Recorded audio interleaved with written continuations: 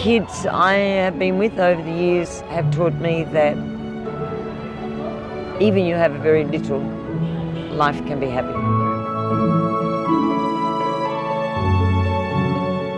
Trish Franklin is happiest and most herself when she's with children.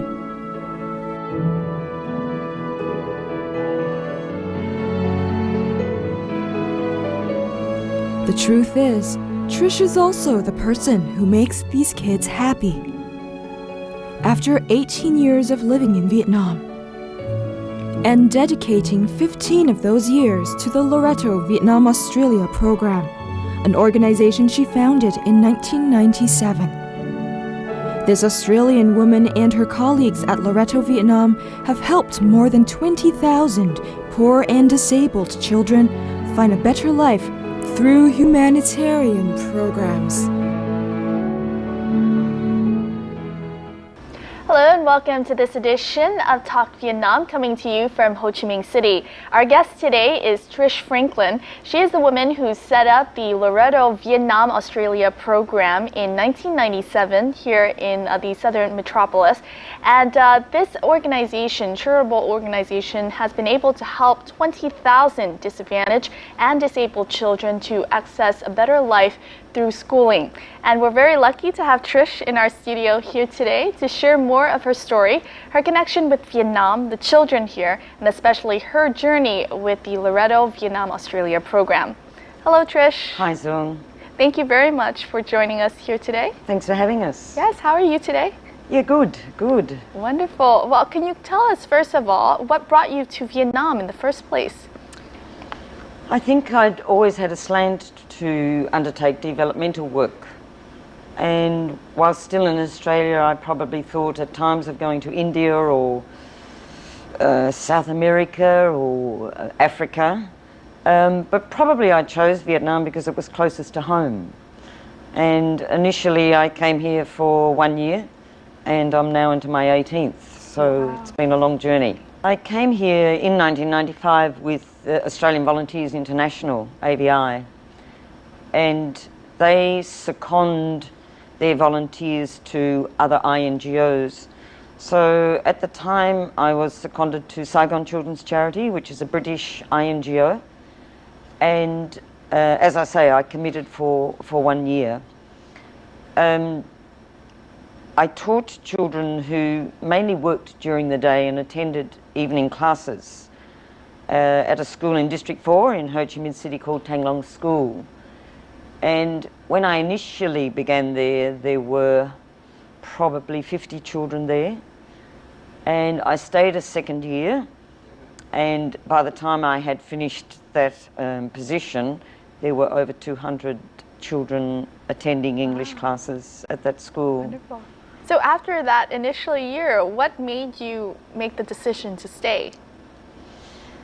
I think Saigon Children's Charity asked me to do a second year, and it was possibly during that year that I also thought to set up and begin the Loreto Vietnam Australia program.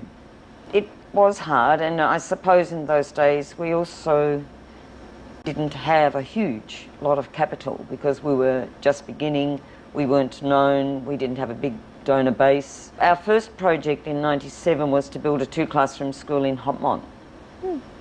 And to be honest, nowadays when we're building schools with 15 or more classrooms, but back in 1997 when you built a 2-classroom school, it was like a palace.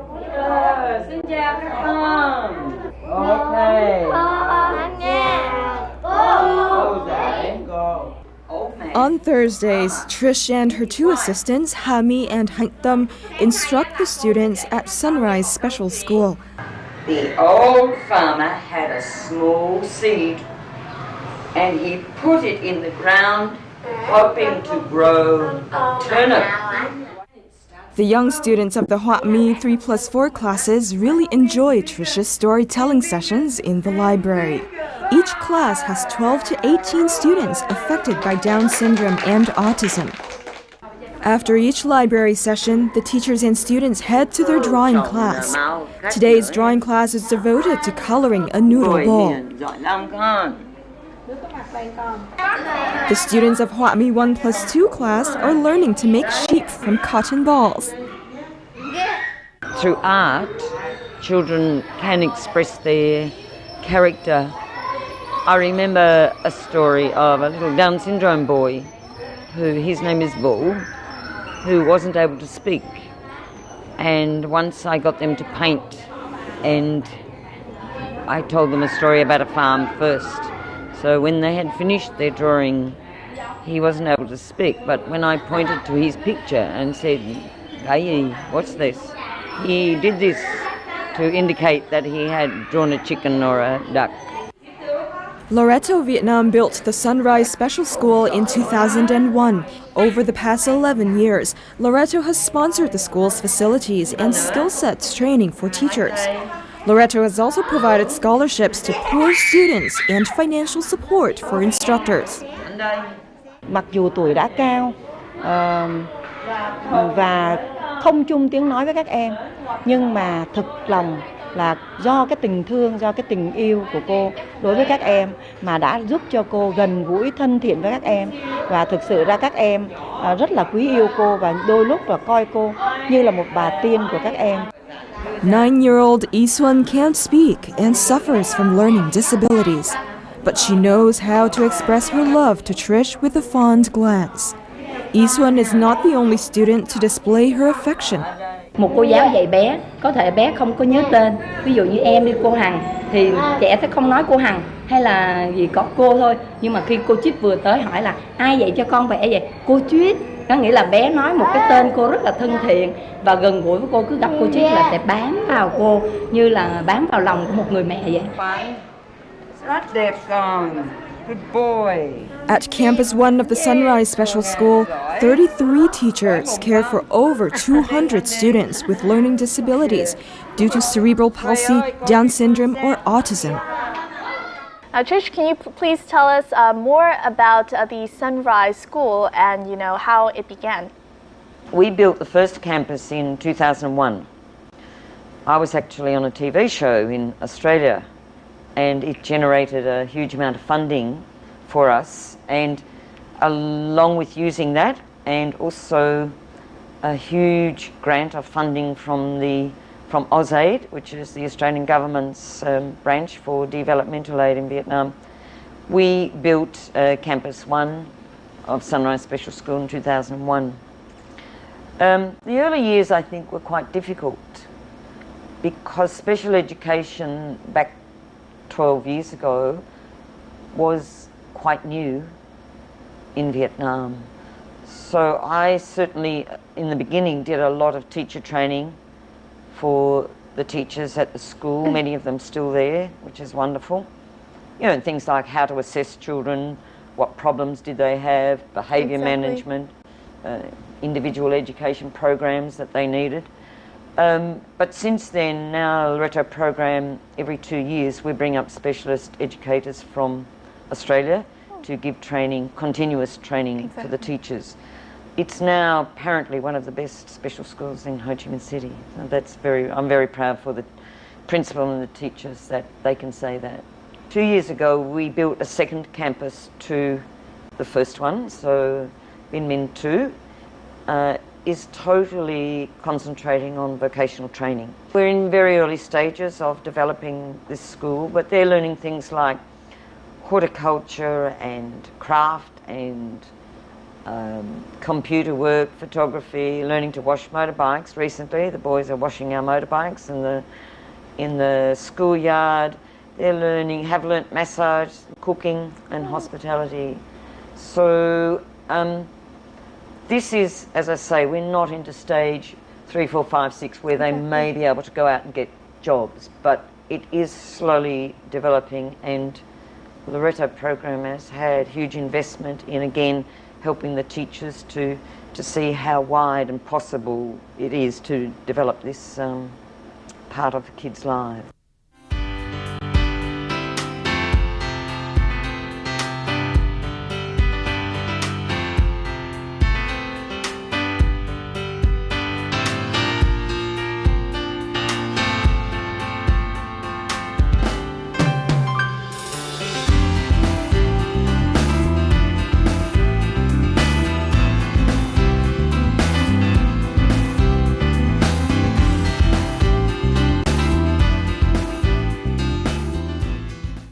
going back to how many projects, if you remember, has Loretto carried out so far in Vietnam and in how many provinces? And so we've had, we celebrate our 15th anniversary at the end of this year. Oh, congratulations. That's good news. And over that time, we've been involved in 18 projects. 18 projects. So we've branched to, in Ho Chi Minh City province, branched to Hop Mon, Cu Chi, Binh Chanh and Can Giơ. And we've, of course, had other projects within the city itself. And most of those have been totally involved with schools. But over time, initially in the time when we first began, we did support shelters. Our passion in supporting kids in shelters was to be able to send them to school. And in fact, I don't remember the name of this little guy, but when he came to the shelter, he was only about 5 or 6. And he came to the shelter because his parents' whole family lived on the street. So he was well cared for. I remember he did very well at school. And I was there one Sunday, and I remember his dad was a cyclo driver, and he came to pick him up. I really can't remember his name, and to put him in the cyclo and to take him home to meet his mum and siblings. So I hope by now that this little guy is well seconded into Yes. secondary school. So yeah, we had a lot to do with schools, but some shelters as well. And so over a period of 15 years, we've certainly enabled over 20,000 children to have a very good education.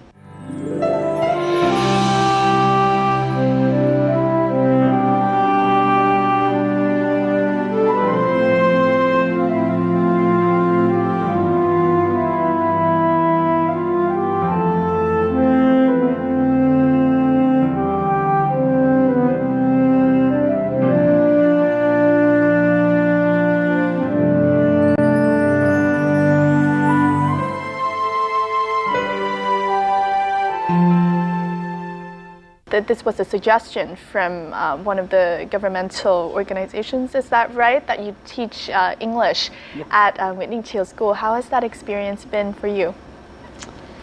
I often say to people that Nguyễn Đình Chiểu School is my second home.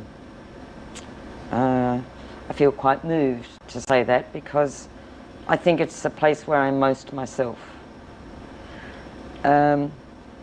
These children at NDC have shown me that disability does not stop achievement. They are very enthusiastic to learn, despite their disability. They set goals for themselves, they invest in those goals 100%, and they want to be successful. So it's a privilege for me to teach them. Yes. How do you teach English to the children, and how do they learn from you? Initially, Zung, I was quite nervous about teaching them. And also initially I was quite shocked. I had never had anything to do with vision impaired people before. And I mean, you see a little boy who doesn't have eyeballs, for example. And I was really taken aback. I was once giving a talk to some students in Australia, and one of the students asked me, how does he cry? So I have found out recently that, yeah, physically, the tears apparently go back the other way. You know, and I know a little boy who had vision. He was probably, that's an advantage for him, but he's gradually going blind. I was shocked about seeing children who weren't just blind, but had multiple disabilities. A little girl I'm teaching at the moment who is one of 3 girls who are triplets, all of them blind. You meet families that don't have just one vision impaired child, but might have 3. You meet a little guy who's probably about to go into year 7, and he lives at Tu Duc, and he wakes up at 5 o'clock every morning and catches 2 buses to school by himself. So all these things, I still hear these stories, of course, but I probably don't take them with as much shock as I initially did. So I'm thinking, how on earth am I going to teach these kids English? Mum think, oh, I'll avoid teaching colour because they don't know what red is or they don't know what yellow is. And then how can I teach them the word elephant when they've never seen an elephant? But overall, it took me a while to learn. I sometimes had things for them to feel. But it was a real learning curve for me personally, that they've got these words in their head. What the visual is that they have in their head, that doesn't matter. And so you can teach them red, you can teach them green, monkey, cat, dog, and because they've got those words in Vietnamese anyway. Once I learned that, it was, well, let's go. Wow. Part of our assistance for children at the School for the Blind is that we are creating, or have created, an English story braille library. So the purpose of this is we have big writing here for kids with low vision. Down here is braille, which they are so skilled at reading. So once they read whatever part of the story this page is about, then this material is raised, it's tactile. They can feel it. So that they can feel what the story's about. So obviously this part of the story is about a little doll. So once they've read this, they would feel the pages, or feel the picture. Exactly. And have a greater understanding. So they honestly love these books, and often it's a bit of a treat that you give them, you know, at the end of class. Exactly. But this has been very successful, and of course we leave that as a resource for the school. So you have a whole library of these Yeah, books. I think possibly about 25 different stories, and of course you have to make 10 copies of each book. Oh. So we have volunteers both in Australia who produce these for us, and volunteers here as well.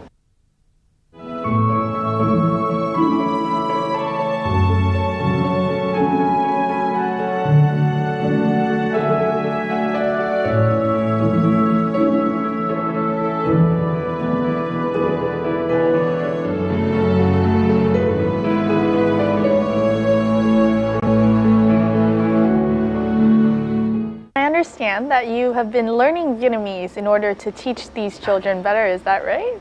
Particularly because I teach the year 2s and 3s and 4s.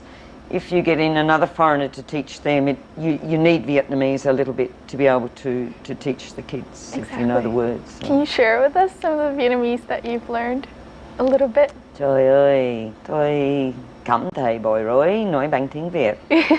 Đúng không? Đúng rồi.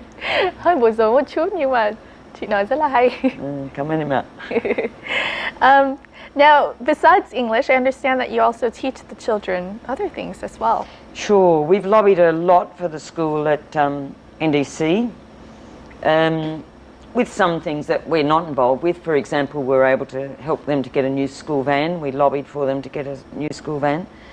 We do take the children at times to the pony club, and because they can't see, their orientation is quite imbalanced, and it's been interesting to watch the kids get on the back of a horse, and you know, they can't see where it's going or where they're going, but they do have gained great confidence by going to the pony club, and it is really helpful for them. The second time round you can see that they're not so afraid, and it gives them a chance to experience another kind of life. I have one little girl called Mai, and she's totally blind, and they feel the horse's mane and the head and the nose and the legs, and she said, oh, now I know why I can run so fast, because it's got 4 legs.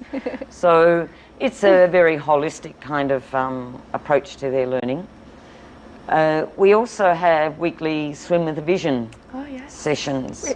It is a most wonderful extra that we offer these kids. We've helped them maybe with sport, and you know, with soccer, they play soccer with the bell and the ball so that they can hear it. Because of their vision impairment, their hearing is heightened, so we've done a lot to help them with music. They're wonderful at music. We've also equipped a play-based activities room, and that's for kids who have multiple disabilities. Now, volunteers play a key role in all of the activities at Loretto Vietnam Australia program, and in the following, we'll take a look at their contributions and the work that they're doing. With dedication and a sense of personal responsibility, Trish places each visually impaired student under the care of volunteers. She remembers each student's character and knows, for example, that 8-year-old Hong Duk is afraid of having his face submerged in water. She encourages her students to be more confident and learn the basic skills of swimming. How to hold their breath underwater and breathe between strokes. The volunteers teaching these visually impaired students at Nguyễn Đình Chiu School for the Blind are mostly foreigners and Trish's Australian friends. A number of them have volunteered for the first time and entered an unforgettable experience. Wonderful. Yeah, it's good fun. You're doing something positive, helping them out, and it's just nice. It's a good feeling. I just really wanted to help people out, and it's also fun helping them. So I really enjoy it, and you can tell they really want to do this, and they really enjoy it as well. Vo Quoc Bao is currently working and even busier than his university days. But for the past few months, he's been spending 2 hours every Saturday afternoon to teach visually impaired students how to swim. Mình cảm thấy rất là vui khi mà tham gia cái chương trình giống vậy, tại vì thấy mấy em rất là vui, mấy em dễ thương lắm. Mỗi lần mà tham gia về cái mấy hình ảnh mấy em cứ động lại cho mình hoài luôn. For 2 years now, Trish and the volunteers teach around 15 students every session. The kids I have been with over the years have taught me that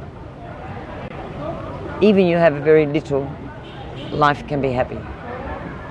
So I try to live quite simply myself. They keep me young and they teach me something every day. Every day, and I learn something from the kids that, you know, for my heart and for my soul and my life. And when I have success with them, then that's what is very precious for me.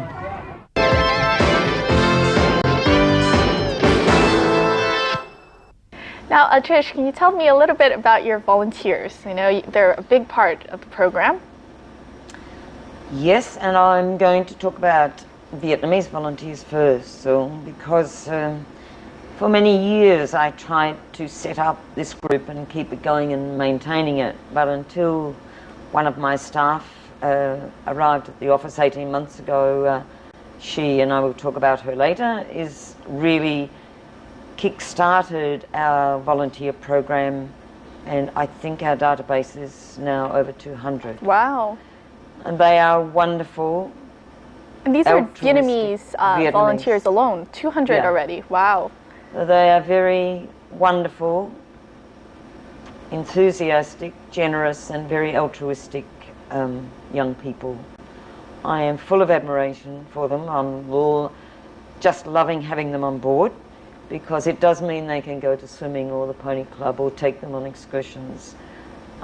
So I am deeply, deeply grateful to these young Vietnamese people. I've also had a number of Australian volunteers, some for short term, maybe 6 months, 12 months, but possibly teaching English at the School for the Blind, because they are a native English speaker. It's good for the kids to hear a good pronunciation, but they too have been invaluable. Last year we had a young Australian who has a Masters in Special Education, and she gave 6 months to Sunrise Special School and just increased a huge volume of help for the teachers out there. And she worked in the early intervention program, and very sad to see her go. I understand you're a very hands-on person and you go out to do most of your projects yourself. Do you think, you know, that adds to the success of your program? It may be, Zong. I hate administration. Tell you, I would give up my CEO job tomorrow if I could. I am most myself when I'm with the kids. Do you ever get tired? Yep. Ever tired to the point where, you know, you think you might want to just stop for a while? No, I do get tired. I'm admitting I do get tired. There is no doubt about that. So I mean, I can be going to school on my bike some days and I think, how am I going to teach 3 classes today? And I would be in the classroom for 2 minutes and that feeling's completely gone.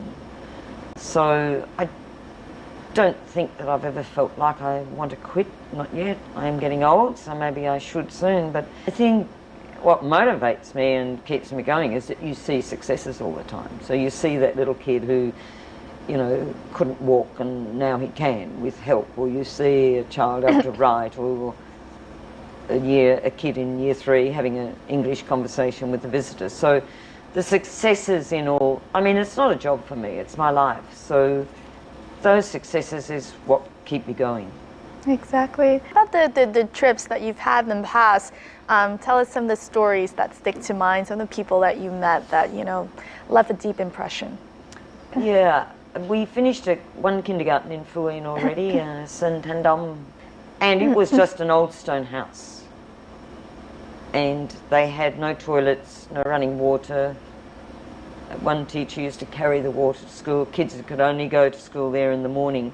So we decided and officially opened in March of this year a brand new kindergarten. And it was heard said that the people of that village were riding past it a few times because they call it their palace. So a number of about 200 or 300 kids can go there to kinder every day now.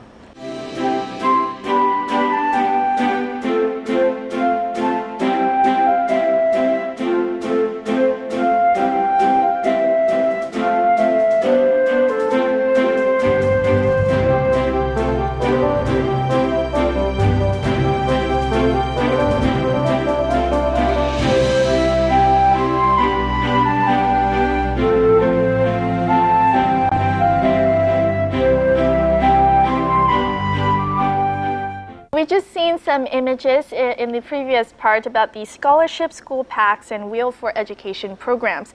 Can you please explain more about the goals of each of these? Our scholarship program is what we do once we've handed the school over. We will give scholarships to children whose families are really very, very poor. We give quite a lot of scholarships for the children out there, and that helps them to buy textbooks or whatever else they need for schooling. We also,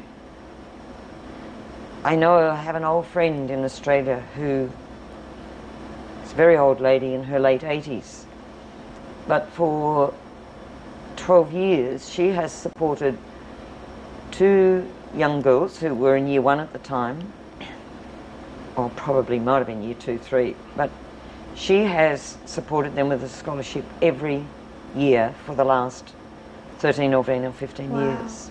Now, only 1 week ago, I lost track with them when they went to secondary school and high school and university. A couple of both attend university, and they came to visit me again last week, and they had a letter.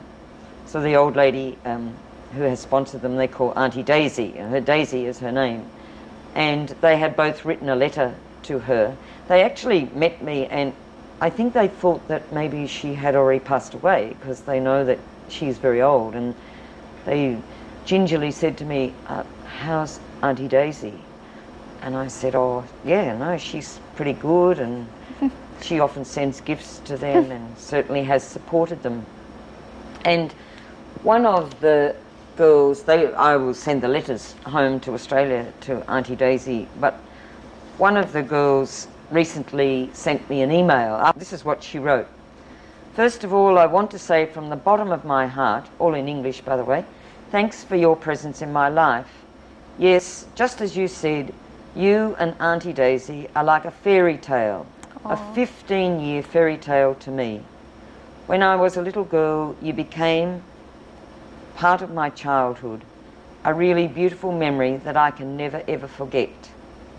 So it's be changed, changing, and then change others for the better world.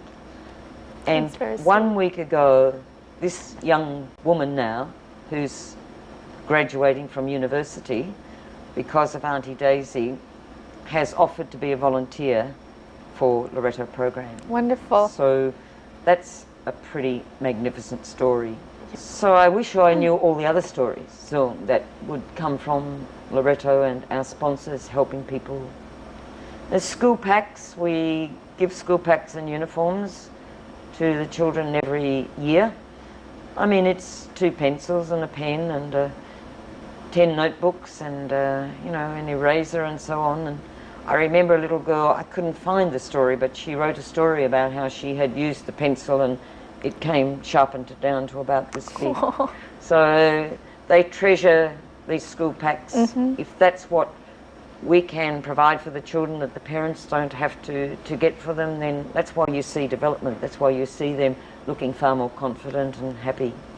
Exactly. And we also have a project called Wheels for Education. Yes. Where we have provided over the last 5 years nearly 1,000 bicycles for kids, particularly in rural areas where they have to ride a long way to school, or it's 4 trips that mum and dad have to bring them to school. And you know, the roads are fairly precarious, and there's 2 seasons in the south, the wet and the dry, and both of those are difficult situations for kids to have to walk. So we choose kids of older primary classes who of course are able to ride and ride safely with helmets. And this particular little girl received a bicycle. Adorable smile. Yeah, her name's Nyan, I think. Nyan. And she was wearing a beautiful pink hat on this day. The very first time that we did this, I was shocked that there's 100 bicycles there, and they're all different colours. And I happened to ask a little kid, "Oh, what colour would you like?" And that child was not able, had never in his life, I think he was a little boy, had never had the chance to make a choice. And I just say that again, had never had the chance to make a choice. He didn't know what colour he wanted, because he had never had the opportunity to choose something for himself. So this day, little Nyan gets a pink hat and she chose a pink bicycle. And she said, I said, "Oh, can we go home and meet your family?" "Oh, yeah." So she's wobbling along the road on her new bicycle. And we got to her house, and I think her mum and grandma were there to meet us. And it was just a wooden house, I remember, just in a very poor countryside area. And you walked in, it was only one room, might have had a toilet at the back, and there was one cupboard in the room, and she lifted this bicycle up into this room, and it was absolute pride of their family. And her mum said that she hadn't slept for some nights before receiving that bicycle because she was so so she looks excited. absolutely happy. Well, let's talk a little bit about your office. Now, behind Trish at the Loreto program office are 6 members, a contingent of 6 members, and they may be small in member size, but the work that they have been doing is huge in volume. And in the following report, we'll take a look at the work they're doing and how they have become a very strong backbone for the work that Trish is doing. 11 out of the 18 projects Loreto supports are based in Ho Chi Minh City and Phu Yên, and Trish's deputy manager is Pham Doan Ha Mi, one of 6 administrative aides there. Mi came to Loreto 4 years ago because she was attracted to Loreto's humanitarian projects catering to disadvantaged Vietnamese children. Mi and the staff at Loreto Vietnam appreciate the dedication Trish brings to their programs, which are all for children. Chỉ là cái người mà không có ngại bất kỳ cái gì hết. Tại vì My đã đi rất là nhiều chuyến với chị, tới thăm những cái gia đình khó khăn hoặc những cái ngôi trường, những cái em bé khó khăn. Mà cái quan điểm của Trish á, khi mà giúp á, thì mình sẽ giúp những cái chỗ mà nó tận cùng khó khăn để mà mình có thể nâng nó lên được một cái phần nào đó. Cho nên những cái chỗ mình đi toàn những cái chỗ rất khổ và rất khó. Thì có những cái chỗ ví dụ như mình cũng không đi xe vô được đâu, phải đi bộ cả mấy cây số. Rồi có nhiều khi trời nó mưa thì cũng phải sắn quần, đeo giỏ, xách dép đi vô. Hoặc là có những cái chỗ mà dù mình phải đi qua phà, rồi qua phà đó thì cũng phải đi bộ vô nữa. Đi rất là nhiều nơi. và chỉ không có hề ngại bất kỳ cái gì hết. Phan Hạnh Tâm, the Loreto Vietnam office manager and an active supporter, has accompanied Trish in many field trips to project sites. Nhiều khi cô đến một cái trường mới xây thì mình thấy là dự án xây xong rồi mình mừng, nhưng mà cô đi đến từng ngóc ngách, cô xem đến cả cái từng cái toilet, là cô đảm bảo được rằng là cái trường này, cái toilet như thế này là nó có bảo đảm vệ sinh cho mấy em nhỏ mẫu giáo hay không.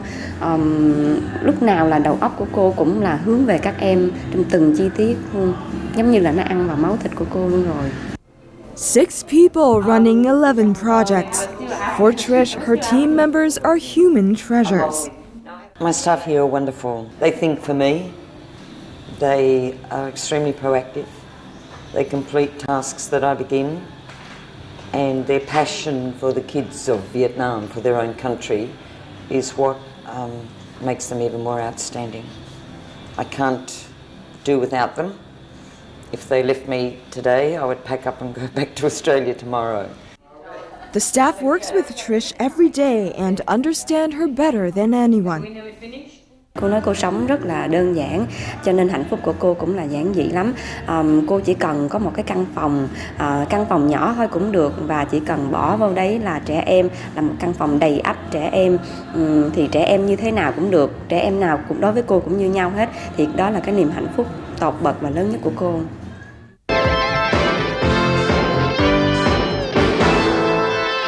Now, one of your staff, particularly the deputy CEO, has told me that, you know, back in the days when the girls weren't there, you did all this by yourself. It was a one-woman show.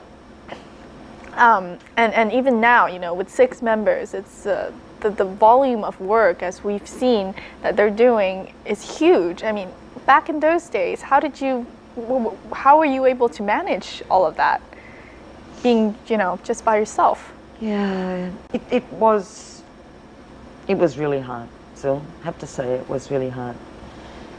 You know, it was like getting on your motorbike and going to buy a ream of paper, or paying the electricity bill, or I can only say that I was like a bird who had its wings clipped. I could only do so much. So in those days, Loreto program was much smaller, but I couldn't even allow it to become bigger because I didn't have the backup support that my staff now give me. So we were much smaller, and of course the more staff you get, the bigger you become. So, you know, we have become huge in the last 4 to 5 years that I never would have imagined back in 1997.